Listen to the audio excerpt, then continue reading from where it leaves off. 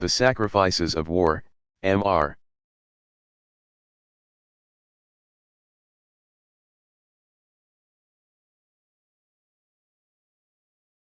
President, are immeasurable. It was not impossible to see.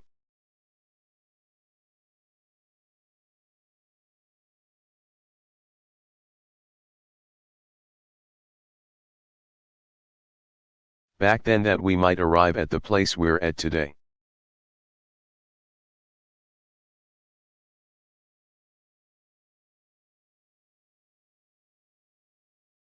I said then that a war based not on reason but on passion, not on principle but on politics would.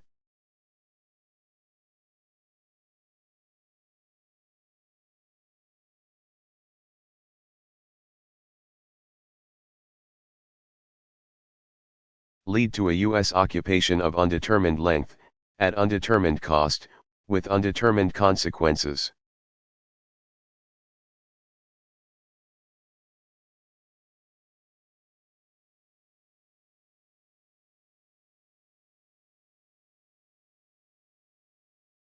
I believed that an invasion of Iraq without a clear rationale or strong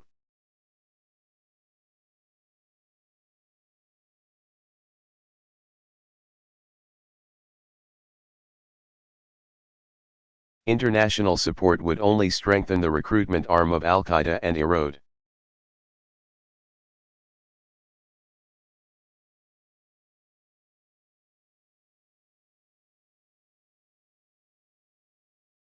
the good standing and moral authority that took our country generations to build.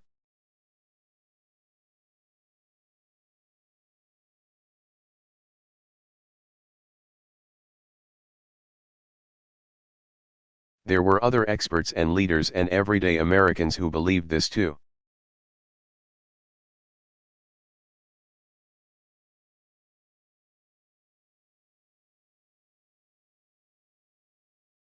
I wish I had been wrong.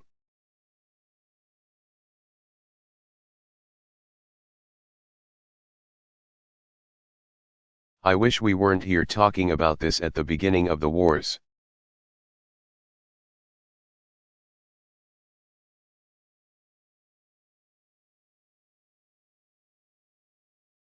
Fifth year because the consequences of this war have been profound.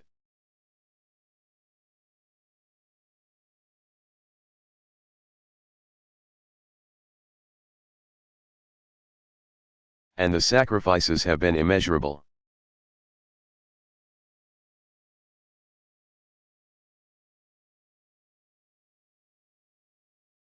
Mr.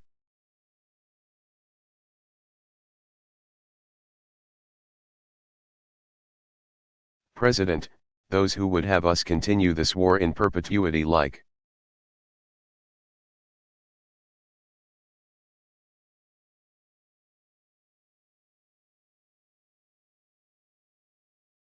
to say that this is a matter of resolve on behalf of the American people.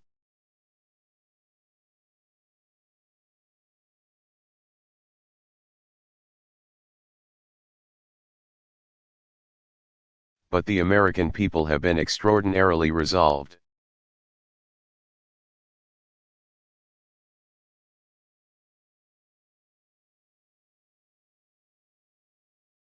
They've seen their sons and daughters killed and wounded on the streets of Fallujah.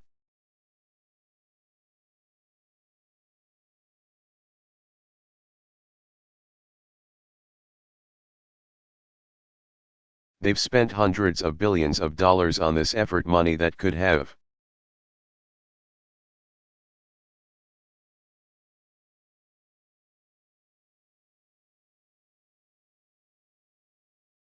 been devoted to strengthening our homeland and our competitive standing as a nation.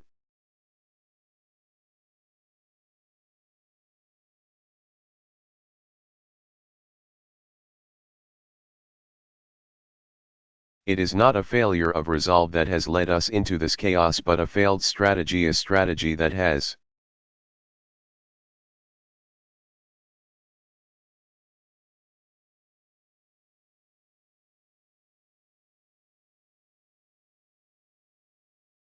only strengthened Iran's strategic position, increased threats posed by terrorist organizations, reduced U.S.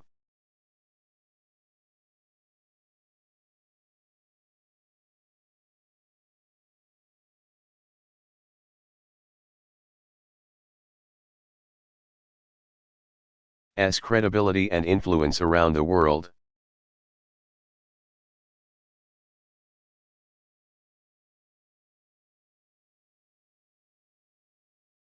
And placed Israel and other nations friendly to the United States in the region in greater peril.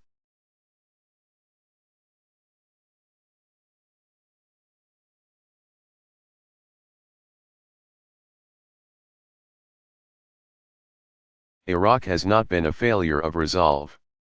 It has been a failure of strategy, and that strategy must change.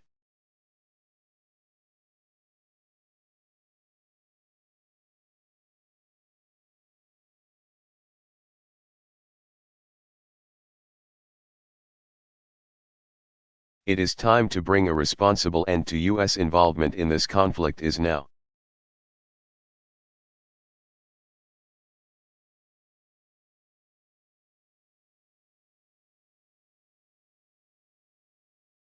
It's become apparent, Mr.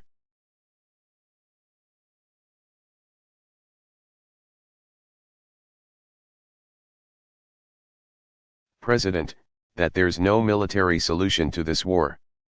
No amount of U.S. soldiers, not 10,000 more.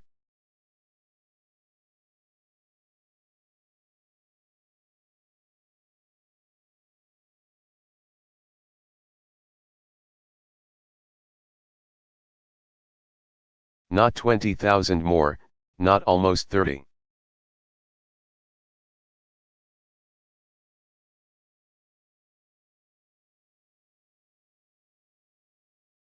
.000 more than we know we are sending can solve the grievances that lay at the heart of someone else's civil war.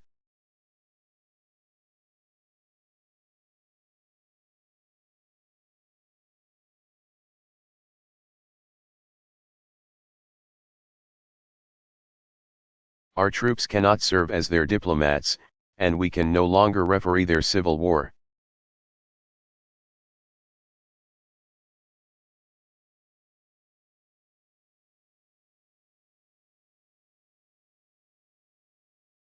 We must begin a phased withdrawal of our forces starting May 1st.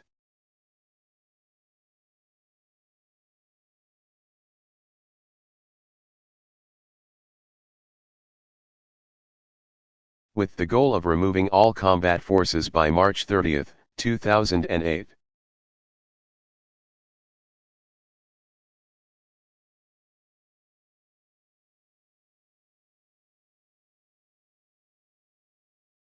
We also must make sure that we're not as careless getting out of this war as we were getting in.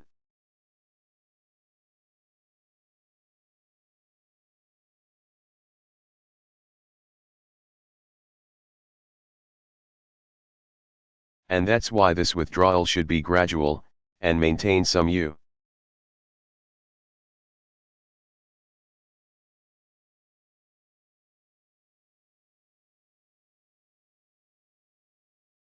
troops in the region to prevent a wider war in the region.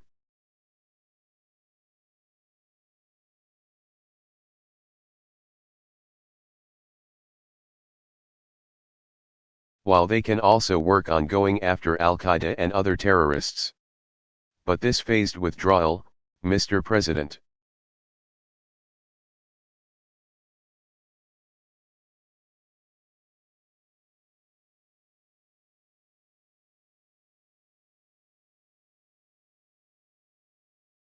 must begin soon. Letting the Iraqis know that we will not be there forever is our last.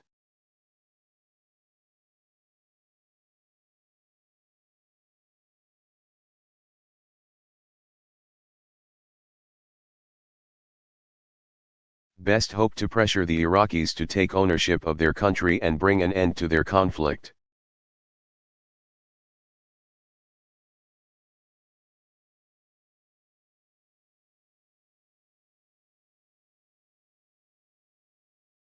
It is time for our troops to start coming home.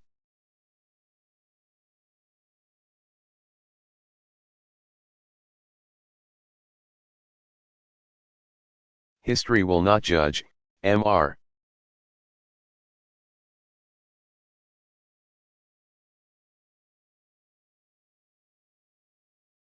President, the architects of this war kindly.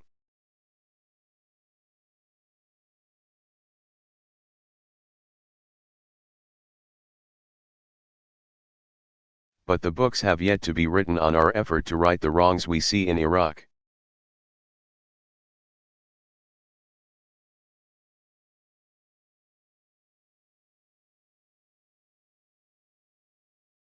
The story has yet to be told about how we turned from this moment, found our way out of the desert.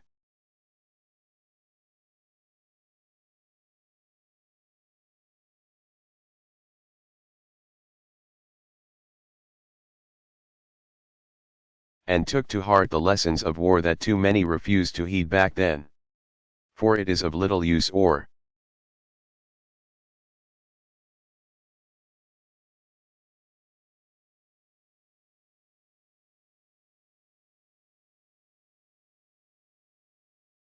comfort to recall past advice and warnings if we do not allow them to guide us in the challenges that lie ahead. Mr. President.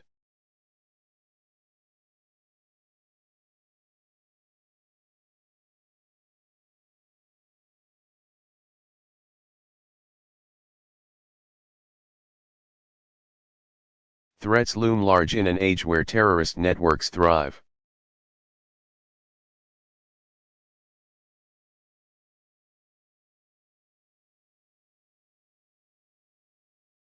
And there will certainly be times when we have to call on our brave servicemen and women to risk their lives again.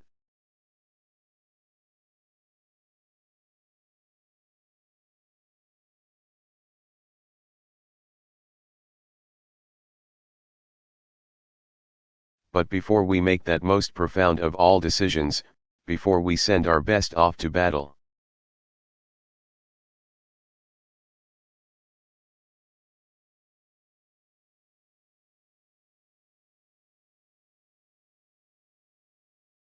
we must remember what led us to this day and learn from the principles that follow.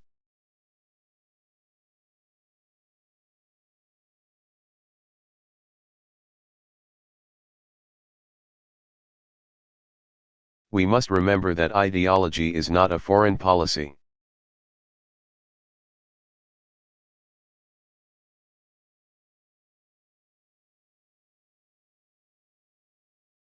We must not embark on a war based on untested theories, political agendas.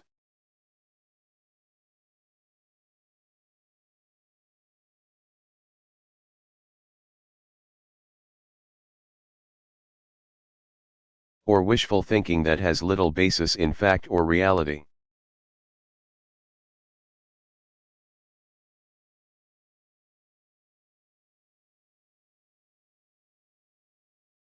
We must focus our efforts on the threats we know exist.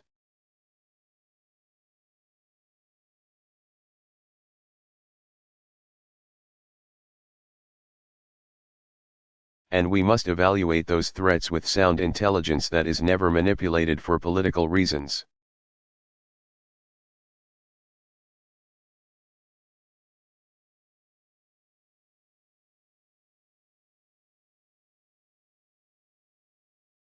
Mr.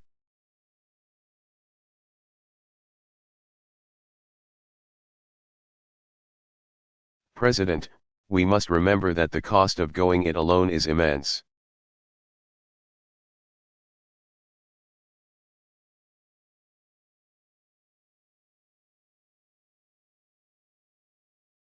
It is a choice we sometimes have to make, but one that must be made rarely and always reluctantly.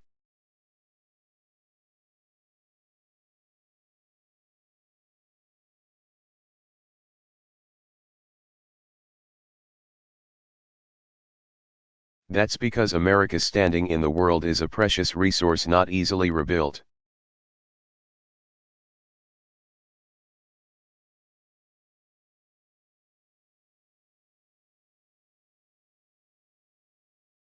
We value the cooperation and goodwill of other nations not because it makes us feel good.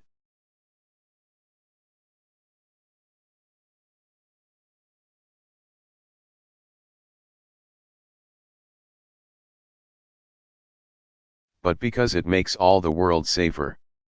Because the only way to battle 21st century threats that race,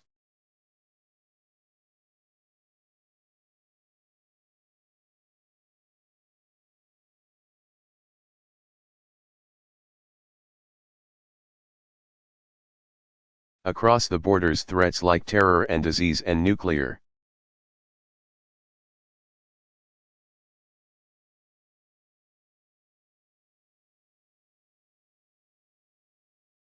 proliferation is to enlist the resources and support of all nations.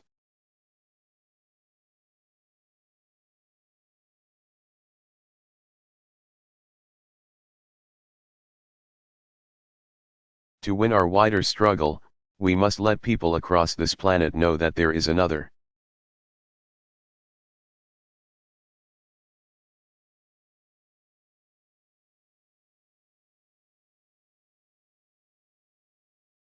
More hopeful alternative to the hateful ideologies the terrorists espouse, and a renewed America will reflect and champion that vision.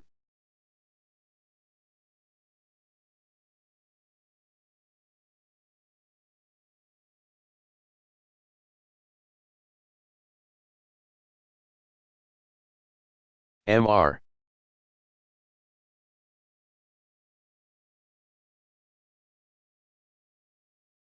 President, we must remember that planning for peace is just as critical as planning for war.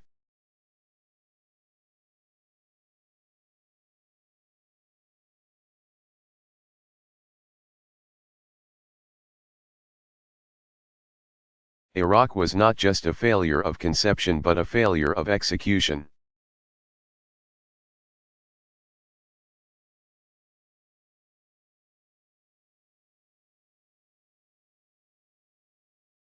And so when a conflict does arise that requires our involvement, we must understand that country's history,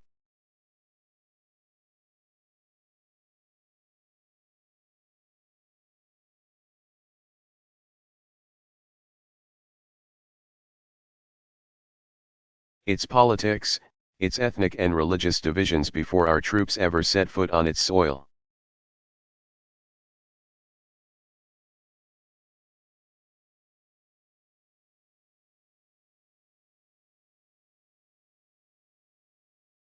We must understand that setting up ballot boxes does not a democracy make that real freedom. And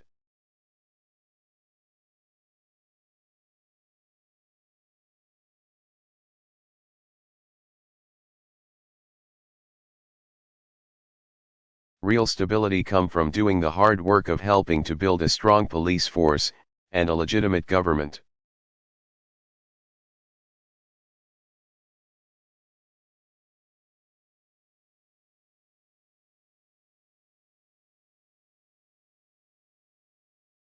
And ensuring that people have food, and water, and electricity, and basic services.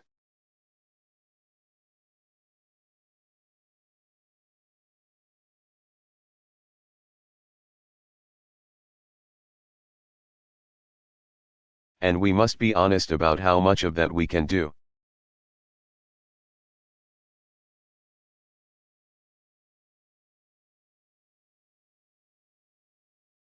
Ourselves, and how much must come from the people themselves.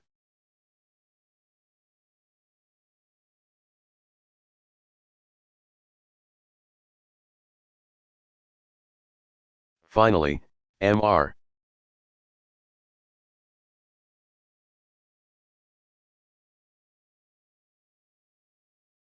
President, we must remember that when we send our servicemen and women to war, we make sure we give them the training they need.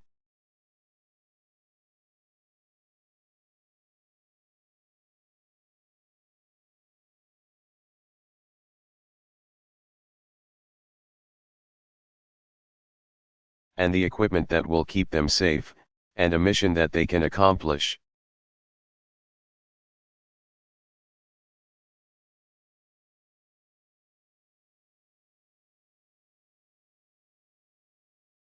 We must respect our commander's advice not just when it's politically convenient.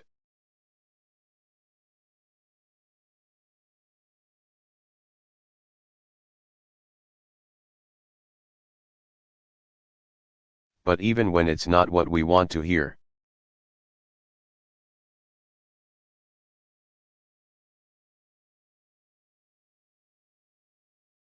And when our troops come home, it is our most solemn responsibility to make sure they come home to the services.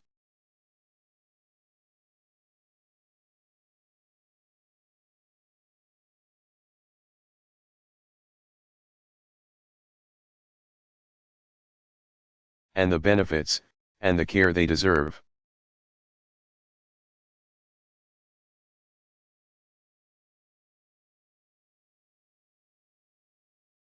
As we stand at the beginning of the 5th year of this war, Mr.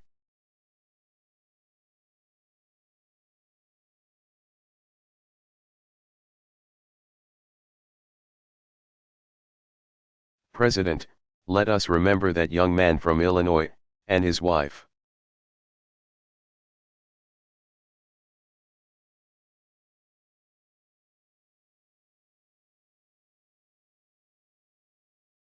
And his daughters, and the thousands upon thousands of families who are living the very real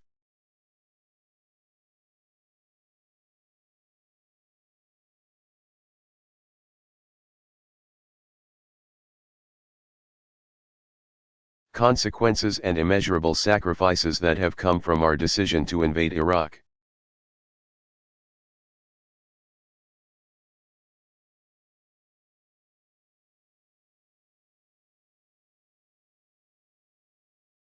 We are so blessed in this country to have so many men and women like this, Americans willing to put on that uniform.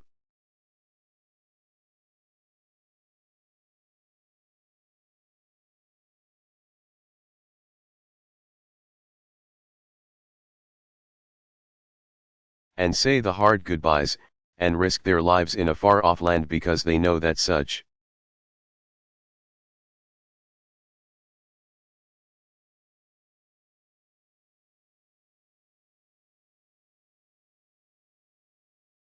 consequences and sacrifices are sometimes necessary to defend our country and achieve a lasting peace.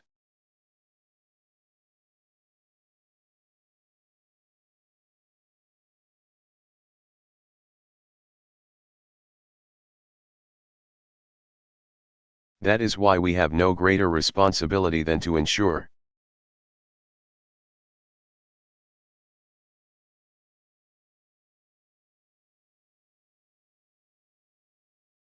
the decision to place them in harm's way is the right one.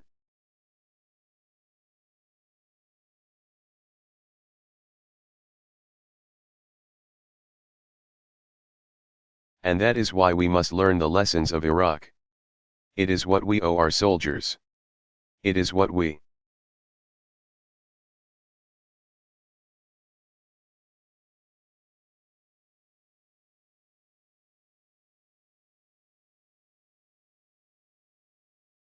owe their families. And it is what we owe our country now, and all the days and months to come.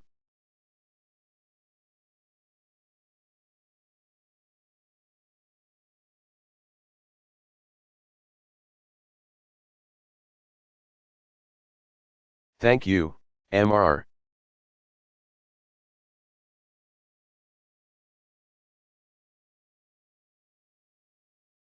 President. I yield the floor.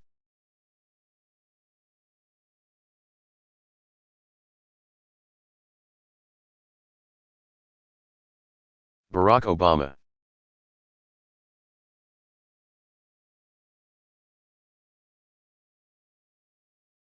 Responsibly ending the war in Iraq.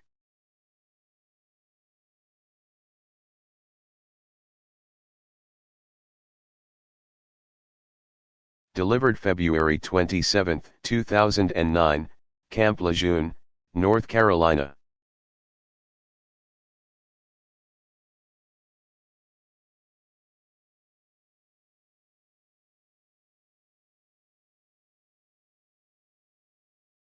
Good morning, Marines.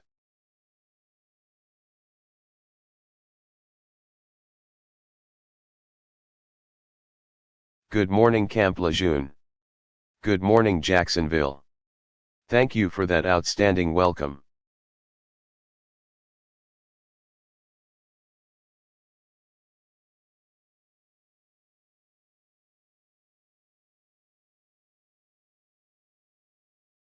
I want to thank Lieutenant General Hedgelik for hosting me here today.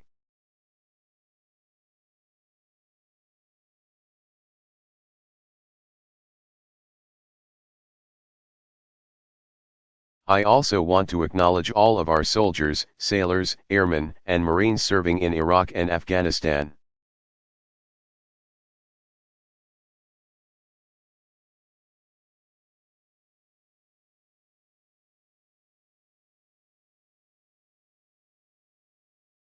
That includes the Camp Lejeune Marines now serving with or soon joining the 2nd Marine Expeditionary Force in Iraq.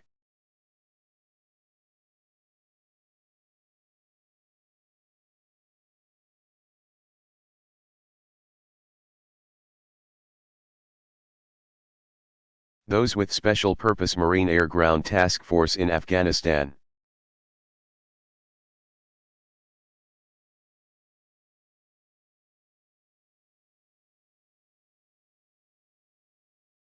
And those among the 8,000 Marines who are preparing to deploy to Afghanistan. We have you in our prayers.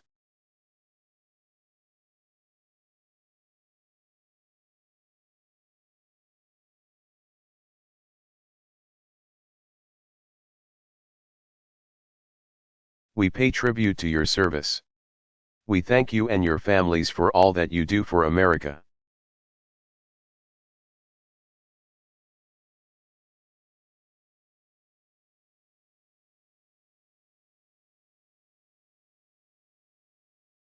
And I want all of you to know that there is no higher honor or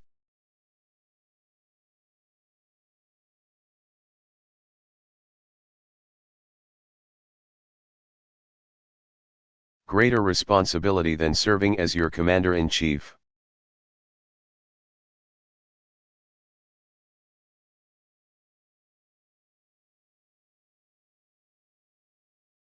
I also want to take this opportunity to acknowledge Ryan Crocker,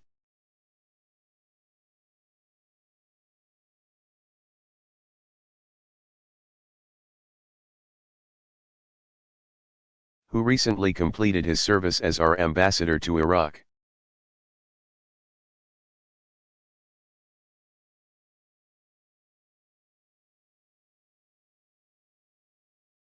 Throughout his career, Ryan always took on the toughest assignments.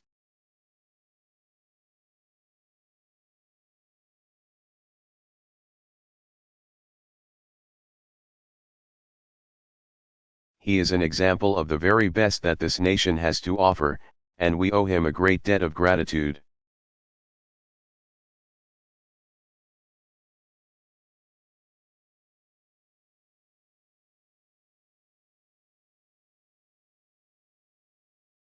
He carried on his work with an extraordinary degree of cooperation with two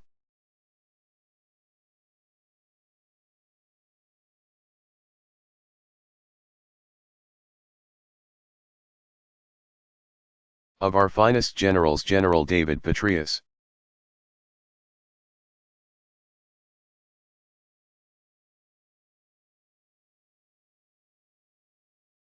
and General Ray Odierno, who will be critical in carrying forward the strategy that I will outline today.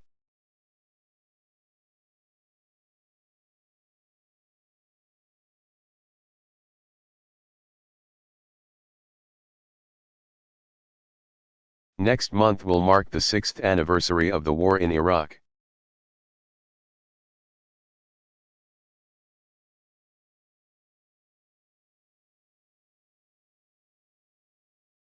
By any measure, this has already been a long war.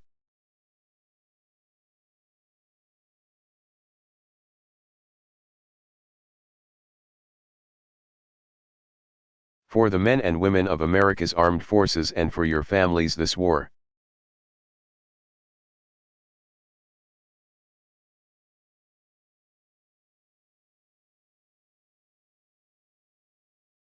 has been one of the most extraordinary chapters of service in the history of our nation.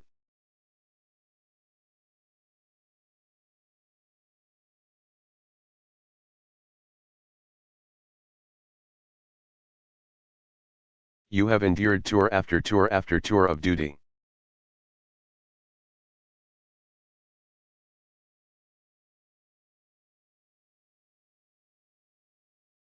You have known the dangers of combat and the lonely distance of loved ones.